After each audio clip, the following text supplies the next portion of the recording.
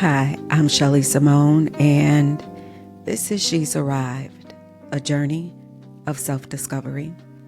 But this isn't just small talk. Here, we go deep with stories and conversations with people who have found their thing, and through it, have stepped into their calling.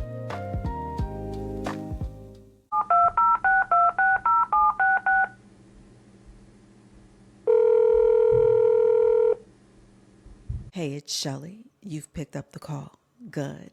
Let me ask you, has the need to earn a living and the need to carry out the call over your life caused you to end up between a rock and a hard place?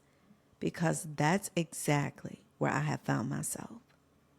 I took a position in behavioral health as a way to make money and to encourage the journey of self-discovery.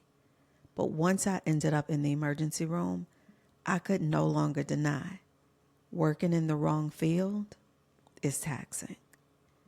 You know how it is when people get tired of you complaining about your job. They start saying things like, just quit or get fired so you can at least get unemployment. One of the most annoying for me is when they start sending job listings. If I had $1 for every time someone gave me an oversimplified answer to my dilemma, I could walk off my job tomorrow. And anyone who knows me knows that my get up and go is so abrupt, it would give you whiplash. One of my favorite lines is from the movie Heat. It's the scene where Robert De Niro says to Al Pacino, "Never let yourself get attached to anything you are not willing to walk out on in 30 seconds flat if you feel the heat around the corner." That's the discipline. I've lived by this discipline most of my life, but I've learned the hard way. There's no point in walking off a job only to run into another one where there is still no real affinity, because no matter how much money I've made, it's always left me feeling empty. This is the dilemma that started me on this journey. So I knew money would never satisfy me unless the work was intrinsically rewarding. Ironically, nothing has made this clearer than my current job. I have coworkers who are undeniably in their element. They were born and raised in the very community they now serve. Many of them started down the wrong path.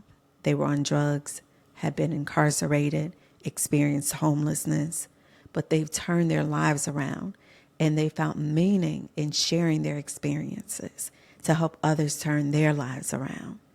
To watch them get paid to show up as themselves every single day and do what they naturally do anyway has increased my faith in my own journey. But don't mistake it. I'm not just waiting. I've withdrawn. Patiently waiting for things to align takes self-control, but withdrawing requires you to know your role. When I told my supervisor I ended up in the emergency room because my blood pressure had reached a level of hypertensive crisis, and she requested that I get instructions from the doctor for returning to work, I sent her a request for time off. My coworkers and clients were used to being able to get in touch with me anytime, any day of the week. But when I decided to take some time off, I made sure I left my work phone at the office. For 11 days, they couldn't call, text, or email me. I was simply out of reach. Everyone was shocked when I returned to work because they thought I had quit. I'm sure it's clear to them now. I did. I quit going the extra mile by being available after business hours. I quit spinning my wheels by showing up for people who refuse to show up for themselves. I quit jumping through hoops by volunteering for events and projects outside of my interest. And I quit complaining to my coworkers about the job because it is their calling. They don't see it as just a paycheck. They are truly living this thing.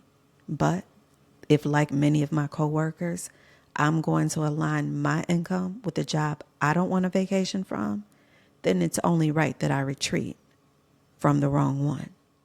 Your call cannot be completed as dialed. Please check the number and dial again.